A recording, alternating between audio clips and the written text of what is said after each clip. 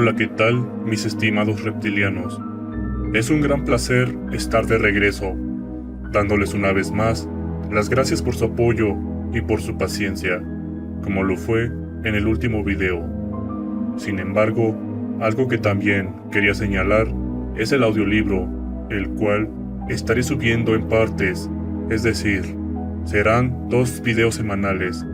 También decirles que cada parte que vaya subiendo, así como los que comenten el video de cada martes, les estaré mandando saludos.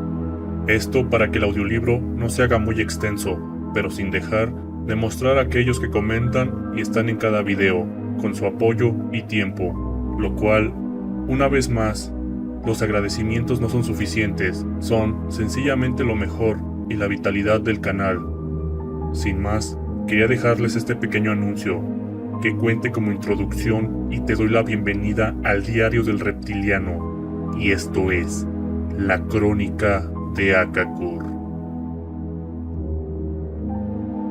La Crónica de Akakor forma parte de los mitos y leyendas de una de las civilizaciones más primitivas de la Tierra. Si hasta la fecha ha permanecido totalmente desconocida, se debe a las características especiales del relato y al completo aislamiento de los pueblos cuya historia refiere. Los últimos descubrimientos, originados por la sistemática invasión de la Amazonia, corroboran el relato del cacique Tatún Canara sobre su pueblo, dando así crédito a algo que ya no puede seguir siendo ignorado. Prefacio de Erich von Däniken. Los científicos no son los únicos en lograr grandes hallazgos al explorar lo desconocido. Carl Brugger, nacido en 1942, tras completar sus estudios en historia contemporánea y sociología, partió para América del Sur como periodista. Allí tuvo noticias de Akakor. Desde 1974, Brugger es, asimismo, corresponsal de varias emisoras de radio y de televisión de la República Federal de Alemania. Está considerado actualmente como un especialista en temas indios. En 1972 conoció en Manaus a Tatún Canara, el hijo de un caudillo indio. Manaus está situada en la confluencia del río Salimoes y del río Negro, es decir, en la primera mitad del Amazonas. Tatún Canara es el jefe de las tribus indias Uga Mungulala, Daka y Aisha. Brugger, concienzudo y escéptico investigador, escuchó la historia realmente increíble que el mestizo le relató. Después de haberla verificado punto por punto, decidió publicar la crónica que había registrado en una cinta magnetofónica. Personalmente, no me sorprendo con facilidad, ya que estoy habituado a lo fantástico y siempre preparado para lo más extraordinario. Pero he de confesar que me sentí extrañamente conmovido por la crónica de Akakor de Brugger, pues nos descubre una dimensión que hará que incluso los escépticos vean que lo impensable es a menudo imaginable. Incidentalmente, la crónica de Akakor se ajusta con precisión a un cuadro que es familiar para las mitologías de todo el mundo. Los dioses vinieron del cielo, instruyeron a los primeros humanos, dejaron tras de sí algunos misterios, aparatos y simplemente desaparecieron nuevamente en el cielo. Los devastadores desastres que Tatún Canara describe pueden relacionarse hasta sus más mínimos detalles con la obra de Immanuel Velikovsky, llamada Worlds in Collision. La historia del príncipe indio que nunca vio los trabajos de Velikovsky, sus extraordinarias descripciones sobre el curso de una catástrofe global mundial e incluso la cronología exacta y precisa son sencillamente asombrosas. Asimismo, la afirmación de que algunas partes de Sudamérica están recorridas por pasadizos subterráneos artificialmente no puede sorprender a los expertos. Asimismo, la afirmación de que algunas partes de Sudamérica están recorridas por pasadizos subterráneos artificiales no puede sorprender a los expertos. En un libro anterior, yo mismo he afirmado haber contemplado tales estructuras subterráneas con mis propios ojos. La crónica de Akakor proporciona respuesta a muchas de las cosas que tan solo se suponen en otras obras sobre temas similares. Introducción. La Amazonia comienza en Santa María de Belém, a 120 kilómetros de las costas del Atlántico. En el año 1616, cuando 200 soldados portugueses, bajo el mando de Francisco Castelo Branco, tomaron posesión de este territorio en nombre de Su Majestad el Rey de Portugal y España. Su crónica lo describió como un fragmento de tierra pacífico y acogedor, con árboles gigantescos. Hoy Belém es una inmensa ciudad con rascacielos, embotellamientos de tráfico y una población de 633,000 habitantes. Constituye el punto de partida de la civilización blanca en su conquista de los bosques vírgenes de la Amazonia. Durante 400 años ha logrado conservar las huellas de su heroico y místico pasado. Ruinosos palacios de estilo colonial y casas de azulejos con enormes portales de hierro dan testimonio de una época notable en la que el descubrimiento del proceso de vulcanización del caucho elevó a Belém al rango de una metrópoli europea. El mercado de 2 plantas del puerto se remonta asimismo a aquel periodo y en el que puede adquirirse todo tipo de cosas: pescado procedente del río Amazonas o del océano, frutas tropicales de dulcísimos olores, hierbas, raíces, bulbos y flores medicinales, dientes de cocodrilo a los que se cree poseedores de propiedades afrodisíacas y rosarios de terracota. Santa María de Belém es una ciudad de contrastes, ruidosas calles comerciales en el centro, pero el mundo de la jungla de la isla Marajó en un tiempo habitaba por una de las grandes civilizaciones que intentaron conquistar la Amazonia. Está tan solo a 2 horas de viaje río arriba, en la orilla opuesta. Según la historia tradicional, los marajoaras llegaron a la isla hacia el año 1100 después de Cristo, cuando su civilización se encontraba en su momento culminante, mas cuando los exploradores europeos arribaron, el pueblo ya había desaparecido. Lo único que queda son hermosas cerámicas estilizadas, figuras que claramente expresan tristeza, alegría, sueños, parecen querer decirnos una historia, pero ¿cuál? Hasta llegar a la isla Marajó. El Amazonas es una laberíntica red de canales afluentes y lagunas. El río recorre una distancia de 6,000 kilómetros, nace en el Perú y se precipita por los rápidos de Colombia, cambiando su nombre en cada país por el que atraviesa: Apurímac a Ucayali y Marañón, de Marañón a Solimoes. Desde la isla Marajó hasta su desembocadura, el Amazonas lleva más agua que ningún otro río del mundo. Una gran lancha motora, el único medio de transporte en la Amazonia, tarda 3 días en llegar desde Belém hasta Santarém, el poblado de importancia más próximo. Resultaría imposible comprender el gran río sin haber viajado en esas lanchas motoras que incorporan la noción amazónica del tiempo, de la vida y de la distancia. Río abajo pueden recorrerse 150 kilómetros por día, no por hora. En estos botes el tiempo se consume comiendo, bebiendo, soñando y amando. Santarém está situada en la orilla derecha del Amazonas, en la desembocadura del río Tapajós. Su población es de 350,000 habitantes. Pasa por una época de fortuna, pues la ciudad es la terminal de la Transmazónica y atrae a buscadores de oro, contrabandistas y aventureros. Aquí floreció una de las más antiguas civilizaciones amazónicas, el pueblo de los Tapajos, posiblemente la tribu más numerosa de indios de la jungla. El historiador Eriarte afirmaba que, cuando era necesario, la tribu podía reunir hasta 50,000 arqueros.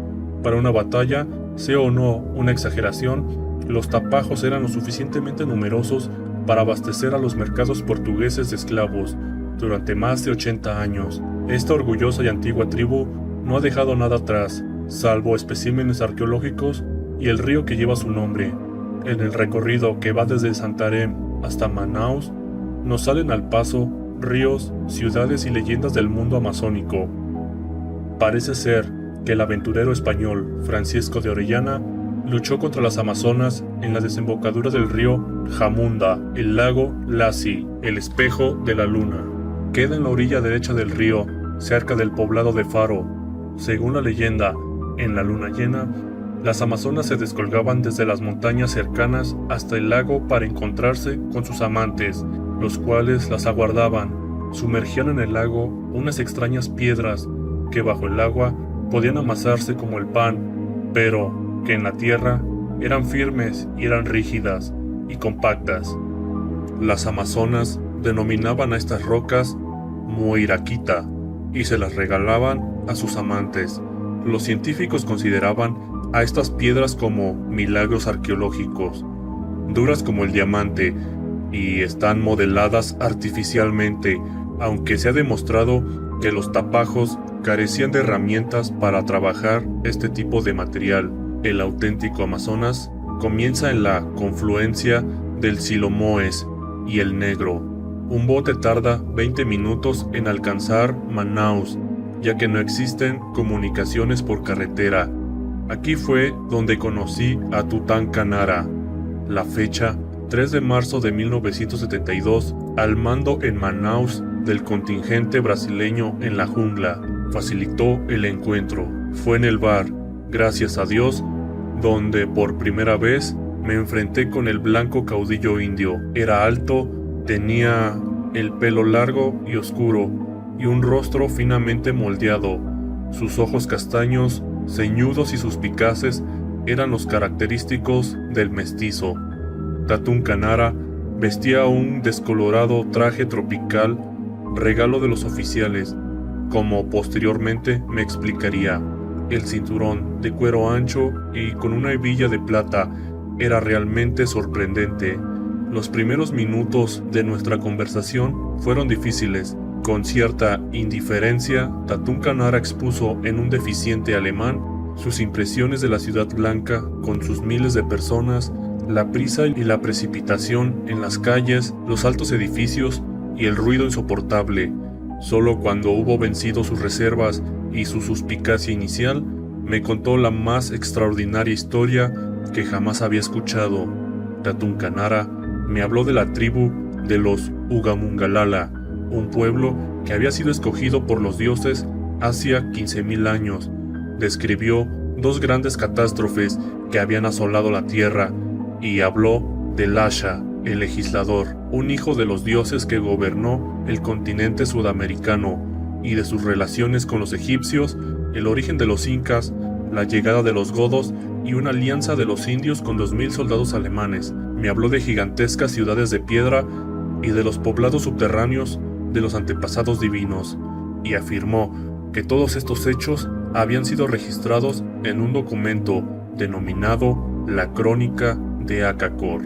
La parte más extensa de su historia se refería a la lucha de los indios contra los blancos, contra los españoles y los portugueses, contra los plantadores de caucho, los colonos, los aventureros y los soldados peruanos.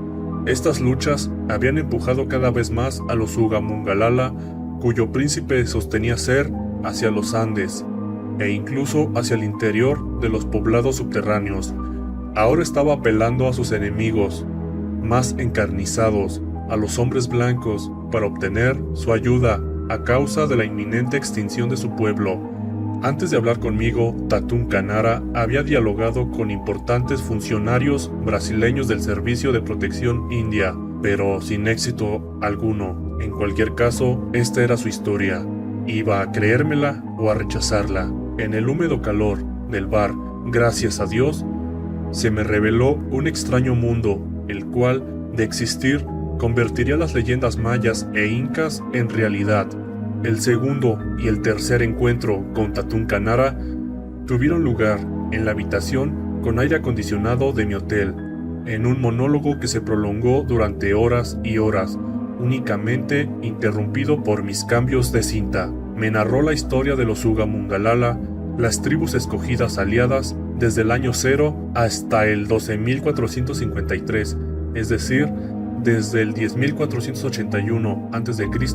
hasta 1972 de nuestra era actual, según el calendario de la civilización blanca, pero mi entusiasmo inicial había desaparecido.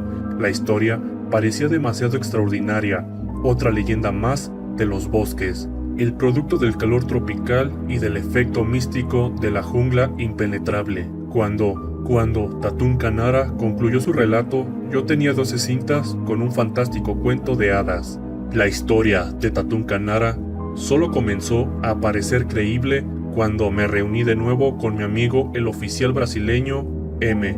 Este formaba parte del segundo departamento, era un miembro del servicio secreto, conocía a Tatumka Nara desde hacía 4 años y confirmó, por lo menos, el final de su aventurera historia. El caudillo había salvado las vidas de 12 oficiales brasileños, cuyo avión se había estrellado en la provincia de Acre, conduciéndolos de vuelta a la civilización. Las tribus indias de los Yaminagua y de los Caxinagua reverenciaban a Tatumka Nara como su caudillo, aun cuando él no pertenecía a dichas tribus. Estos hechos estaban documentados en los archivos del Servicio Secreto brasileño. Decidí realizar algunas averiguaciones más sobre la historia de Tatumka Nara. Mi investigación en Río de Janeiro, Brasilia, Manaus y Río Branco produjo unos resultados sorprendentes. La historia de Tatumka Nara se hallaba recogida en los periódicos a partir de 1968, cuando, por primera vez, se menciona a un caudillo indio que salvó la vida de 12 oficiales. Le fueron concedidos un permiso de trabajo brasileño y un documento de identidad. Según diversos testimonios, el misterioso caudillo habla un deficiente alemán y solo comprende algunas palabras de portugués, pero está familiarizado con varias lenguas indias habladas en las zonas altas del Amazonas. Unas pocas semanas después de su llegada a Manaus, Tatumka Nara desapareció súbitamente sin dejar huella. En 1969 estalló una violenta lucha entre las tribus indias salvajes y los colonos blancos en la provincia fronteriza peruana de Madre de Dios, miserable y desamparada región situada en las laderas orientales de los Andes. Volvía a encarnarse la vieja historia de la Amazonia, una sublevación de los oprimidos contra los opresores, seguida de la victoria de los blancos, sempiternos vencedores. El líder de los indios, quien, según los informes de prensa peruanos, era conocido como Tatumka, gran serpiente de agua, huyó tras la derrota a territorio brasileño, con objeto de impedir una repetición de los ataques. El gobierno peruano solicitó del brasileño la extradición, pero las autoridades brasileñas se negaron a cooperar. Las hostilidades en la provincia fronteriza de Madre de Dios se prolongaron durante 1970 y 1971. Las tribus indias salvajes huyeron hacia los bosques casi inaccesibles cercanos al nacimiento del río Yaco. A Tatumka Nara parecía habérselo tragado la tierra. Perú cerró la frontera con Brasil e inició la invasión sistemática de los bosques vírgenes. Según los testigos oculares, los indios peruanos compartieron el destino de sus hermanos brasileños. Fueron asesinados y murieron víctimas de las enfermedades de la civilización blanca. En 1972, Tatumka Nara regresó a la civilización blanca y en el pueblo brasileño de Río Branco se puso en contacto con el obispo católico Grotti. Conjuntamente solicitaron alimentos para los indios del río Yaco en las iglesias de la capital de Acre, dado que la provincia de Acre había sido considerada como libre de los indios. Ni siquiera el obispo se le concedió ayuda estatal. 3 meses después, Monseñor Grotti murió en un misterioso accidente aéreo, pero Tatumka Nara no se rindió. Con la ayuda de los 12 oficiales cuya vida había salvado, entró en contacto con el servicio secreto brasileño. Apeló, asimismo, al Servicio de Protección India, por sus siglas FUNAI, y le habló al secretario de la Embajada de la República Federal de Alemania en Brasilia sobre los 2.000 soldados alemanes que, según sostenía, habían desembarcado en Brasil durante la Segunda Guerra Mundial y están todavía vivos en Acacor, la capital de su pueblo. No creyó la historia y negó a Tatumka Nara todo acceso posterior a la embajada. FUNAI solo accedió a cooperar una vez que muchos de los detalles de la historia de Tatumka Nara sobre tribus indias desconocidas de la Amazonia fueron comprobados durante el verano de 1972. El servicio formó una expedición para establecer contacto con los misteriosos Ugamungalala y dio instrucciones a Tatumka Nara para que hiciera todos los preparativos necesarios. Sin embargo, estos planes se vieron interrumpidos por la resistencia de las autoridades locales de la provincia de Acre, siguiendo instrucciones personales del entonces gobernador Wanderlei Dantas. Tatún Canara fue arrestado poco antes de su extradición a la frontera peruana. Sus amigos oficiales lo liberaron de la prisión de Río Branco y lo devolvieron a Manaus, y aquí fue donde encontré de nuevo a Tatún Canara. Este encuentro tuvo un desarrollo diferente. Yo había verificado completamente su historia y comparado las grabaciones con materiales existentes en archivos y con informes de historiadores contemporáneos. Algunos puntos eran explicables, pero otros muchos seguían siendo todavía increíbles, tales como el de los poblados subterráneos y el del desembarco de 2000 soldados alemanes, pero era poco probable que todo esto fuera fabricado. Los datos del oficial y la historia de Tatún Canara coincidían. En el curso de esta reunión, Tatún Canara repitió una vez más su narración sobre un mapa, indicó la localización aproximada de Akakor, describió la ruta de los soldados alemanes desde Marsella hasta el río Purus y mencionó los nombres de varios de sus dirigentes. Dibujó varios símbolos de los dioses, en los cuales al parecer estaba escrita la crónica de Akakor. Una y otra vez volvía a la conversación sobre aquellos misteriosos antepasados cuya memoria había permanecido eternamente intacta en su pueblo. Comencé a creer en una historia cuya autenticidad e incredulidad se convertía en un desafío, y cuando Tatún Canara sugirió que le acompañase a Akakor, acepté. Tatún Canara, el fotógrafo brasileño J. y yo abandonamos Manaus el 25 de septiembre de 1972. Remontaríamos el río Purus hasta donde pudiéramos en un barco alquilado. Tomaríamos después una canoa con motor fuera de borda y la utilizaríamos para alcanzar la región del nacimiento del río Yaco, en la frontera entre Brasil y Perú. Luego continuaríamos a pie por las colinas bajas al pie de los Andes hasta llegar a Akakor. Tiempo necesario para la expedición: 6 semanas. Probable regreso a comienzos de noviembre. Nuestro equipo se componía de hamacas, redes para mosquitos, utensilios de cocina, alimentos, las ropas habituales para la jungla y vendajes médicos, como armas, un Winchester 44, 2 revólveres, un rifle de caza. Además, llevábamos nuestro equipo de filmación, 2 registradoras magnetofónicas y cámaras. Los primeros días fueron muy diferentes de lo que esperábamos. Nada de mosquitos, ni de serpientes de agua, ni de pirañas. El río Purus era como un lago sin orillas. Contemplábamos la jungla sobre el horizonte, con sus misterios ocultos tras una muralla verde. El primer pueblo que alcanzamos fue Sena Madureira, último asentamiento antes de penetrar en las todavía inexploradas regiones entre Brasil y Perú. Era un lugar típico de la Amazonia: polvorientas carreteras de arcilla, ruinosas barracas y un desagradable olor a agua estancada. 8 de cada 10 habitantes sufren de beriberi, lepra o malaria. La malnutrición crónica ha dejado a estos seres en un estado triste de resignación, rodeados por la brutalidad de la inmensidad y aislados de la civilización. Dependen principalmente del licor de caña de azúcar, único medio de escapar a una realidad sin esperanza. En un bar nos despedimos de la civilización y nos topamos con un hombre que dice conocer las zonas altas del río Purus. En su búsqueda de oro, fue hecho prisionero por los indios Aisha, una tribu semicivilizada que se asienta en la región del nacimiento del río Yaco. Su relato es desalentador. Nos habla y no para sobre rituales caníbales y flechas envenenadas. El 5 de octubre, en Cachoeira Inglesa, cambiamos el bote por la canoa, y a partir de aquí dependemos de Tatún Canara.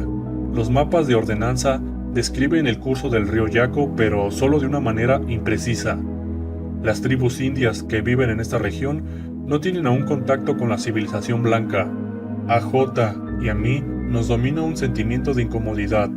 ¿Existe después de todo un lugar como Akakor? ¿Podemos confiar en Tatún Canara? Pero la aventura se muestra más apremiante que nuestra propia ansiedad. 12 días después de haber dejado Manaus, el paisaje comienza a cambiar. Hasta aquí, el río asemeja a un mar terroso sin orillas. Ahora nos deslizamos a través de las lianas, por debajo de árboles voladizos. Tras una curva del río, hallamos a un grupo de buscadores que han construido una primitiva factoría. sobre la orilla del río y criban la arena de grano grueso con sedazos. Aceptamos su invitación de pasar la noche y escuchar sus extraños relatos sobre los indios con pelo pintado de rojo y azul con flechas envenenadas. El viaje se convierte en una expedición contra nuestras propias dudas. Nos hallamos apenas a 10 días de nuestro presunto objetivo. La monótona dieta y el esfuerzo físico y el temor a lo desconocido han contribuido cada uno a lo suyo. Lo que en Manaus parecía una fantástica aventura se ha convertido ahora en una pesadilla. Principalmente, comprendemos que nos gustaría dar la vuelta y olvidarlo todo sobre Acacor, antes de que sea demasiado tarde. Todavía no hemos visto a ningún indio. En el horizonte aparecen las primeras cumbres nevadas de los Andes. A nuestras espaldas se extiende el verde mar de las tierras bajas amazónicas. Tatún Canara se presenta para el regreso con su pueblo. En una extraña ceremonia se pinta su cuerpo, rayas rojas en su rostro, amarillo oscuro en el pecho y en las piernas. Ata su pelo por detrás con una cinta de cuero decorada con los extraños símbolos de los Uga Mungulala. El 13 de octubre nos vemos obligados a regresar. Después de un peligroso pasaje sobre los rápidos, la canoa es atrapada por un remolino y zozobra. Nuestro equipo de cámaras, empaquetado en cajas, desaparece bajo los densos arbustos de la orilla. La mitad de nuestros alimentos y de las provincias médicas se han perdido también. En esta situación desesperada, decidimos abandonar la expedición y regresar a Manaus. Tatún Canara reacciona con irritación, se muestra violento y contrariado. A la mañana siguiente, J y yo levantamos nuestro último campamento. Tatún Canara, con la pintura de guerra de su pueblo, cubriéndole únicamente un taparrabos, toma la ruta terrestre para regresar con su pueblo. Este fue mi último contacto con el caudillo de los Uga Mungulala. Después de mi regreso a Río de Janeiro en octubre de 1972, traté de olvidarme de Tatún Canara, de Acacor y de los dioses. Sería tan solo en el verano de 1973, cuando la memoria retornaría. Brasil había iniciado la invasión sistemática de la Amazonia. 12.000 trabajadores estaban construyendo 2 carreteras trocales a través de la todavía inexplorada jungla, cortando una distancia de 7.000 kilómetros. 30 millares de indios tomaron los bulldozers, portapires gigantes, y huyeron hacia la inmensidad. Habían comenzado el último ataque a la Amazonia, y con ello volvieron a mi mente las viejas leyendas tan fascinantes y tan místicas como antes. En abril de 1973, Funai descubrió una tribu de indios blancos en las zonas altas del río Xingu, y que Tatún Canara me había mencionado un año antes. En mayo, durante un trabajo de investigación en el Pico da Neblina, los guardias fronterizos brasileños establecieron contacto con los indios, que eran dirigidos por mujeres, lo que también había sido descrito detalladamente por Tatún Canara. Y finalmente, en junio de 1973, varias tribus indias fueron vistas en la región de Acre, que hasta entonces se había supuesto libre de indios. ¿Existe realmente Acacor? Tal vez no exactamente como Tatún Canara la había descrito, pero la ciudad es indudablemente real. Después de revisar las cintas grabadas con Tatún Canara, decidí escribir su historia, con buenas palabras y con un lenguaje claro, tal y como especifican los indios. Este libro, La Crónica de Acacor, consta de 5 partes: el libro del jaguar, que trata de la colonización de la tierra por los dioses y del periodo hasta la segunda catástrofe mundial; el libro del águila, abarca el periodo comprendido entre el 6000 y el 11000, según su propio calendario, y describe la llegada de los godos. El tercer libro, el libro de la hormiga, relata la lucha contra los colonizadores españoles y portugueses tras su desembarco en Perú y Brasil. El cuarto y último libro, el libro de la serpiente de agua, describe la llegada de 2000 soldados alemanes a Acacor y su integración con el pueblo de los Uga Mungulala.